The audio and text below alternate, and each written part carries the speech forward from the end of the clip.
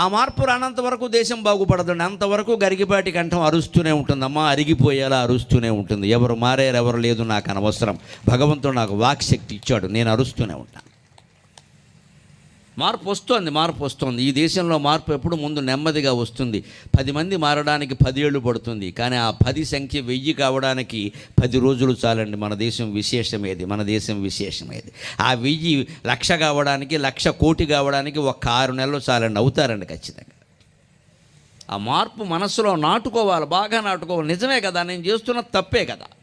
ఇక్కడ పుట్టామా, ఇక్కడ పెరిగామా, మన పిల్లలు లండన్లో వైద్యం నేర్చుకోనియండి అమ్మా. ఇక్కడ మెడికల్ కాలేజీలన్నీ పనికిరావని అనుకుందాం, నేర్చుకోనియండి. ఎక్కడ వైద్యం చేయాలి?